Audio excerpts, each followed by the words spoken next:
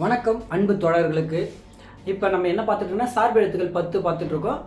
அதில் இரண்டாவதாக பார்க்கக்கூடியது ஆயுத எழுத்து. சார்பு எழுத்துக்கள் 10 எப்படி ஞாபகம் வச்சுக்கலான்னு நம்ம ஒரு பாட்டு மூலிமா போன வீடியோவில் சொல்லியிருந்தோம். அதை பாருங்கள். அதை பார்த்தீங்கன்னா தான் உங்களுக்கு இந்த வீடியோ நல்லபடியாக புரியும். சரி, வாங்க நம்ம வீடியோக்குள்ளே போகலாம். என்னன்னு பார்த்தீங்கன்னா ஆயுத எழுத்து. ஆயுத எழுத்துனா எப்படி இருக்கும், அது எங்கே செயல்படும், அது எங்கெங்கெல்லாம் பயன்படுத்தலாம் அப்படின்றத நம்ம பார்க்க போகிறோம். அப்போ பாருங்கள், இங்கே என்ன சொல்லியிருக்காங்க பார்த்தீங்கன்னா, தனக்கு முன் தனி குறிலையும் இறுதியில் வல்லின உயிர் மெய்யும் கொண்டு இருக்கும். இங்க பாருங்க, எக்ஸாம்பிள் பாருங்க. இங்க என்ன இருக்கு, ஏன் இருக்கு. ஏன் என்பது என்ன பாருன்னா தனக்கு முன். அப்ப இதுதான் ஆயுத எழுத்துன்றது. இக்குன்றது தான் ஆயுத எழுத்து. ஆயுத எழுத்து தான் நம்ம இதுதான் நம்ம ஆயுத எழுத்து சொல்லுவோம். அப்ப இதுக்கு முன்னாடி என்ன இருக்குது, தனி குறில் இருக்கு. அடுத்து பாருங்க, இறுதியில் வல்லின உயிர் மெய்யை கொண்டு இருக்கும். இறுதியில் பாருங்க கூண் இருக்கு.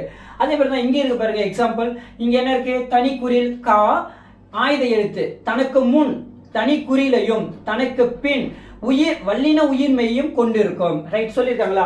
அடுத்து பாருங்க, இந்த ஆயுத எழுத்தானது எப்படி இயங்கும் அப்படின்னு பார்த்தீங்கன்னா, ஃபர்ஸ்ட் பார்த்தீங்கன்னா தனியாக இயங்காது. இங்க பாருங்க, அதுதான் சொல்றாங்க, தனியாகவும் மெய்யெழுத்துடனும் சார்ந்து இயங்காது அப்படின்னு இருக்காங்க. அது வந்து பார்த்தீங்கன்னா இக்கு அப்படின்றது தனியாக இயங்காது. ஓகேங்களா?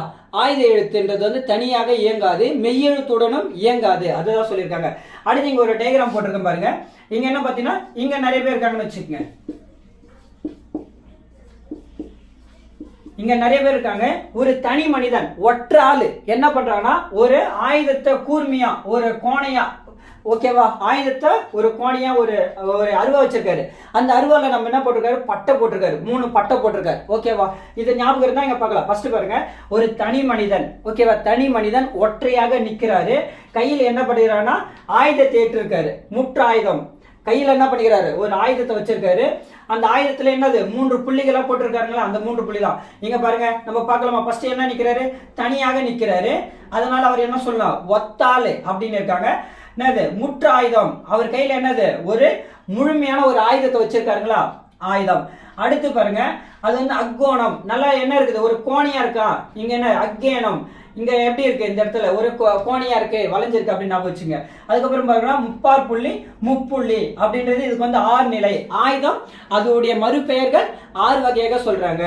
ரைட், இதுடைய மாத்திரை அளவு பாருங்க, அரை மாத்திரை அளவு. ஆயுத எழுத்துக்கு மாத்திரை அளவு அரை மாத்திரையாக இருக்கும். ரைட், ஓகே, நன்றி. இந்த வீடியோ பிடிச்சிருந்தா லைக் பண்ணுங்க, ஃப்ரெண்டுக்கெல்லாம் ஷேர் பண்ணுங்க. உங்களுக்கு என்ன தமிழ்லையோ மற்ற சப்ஜெக்ட்லயோ உங்களுக்கு எது டவுட்ன்றதை கீழே கமெண்ட் பண்ணீங்கன்னா அதை நான் உங்களுக்கு அடுத்த வீடியோவா போடுறேன். நன்றி, வணக்கம்.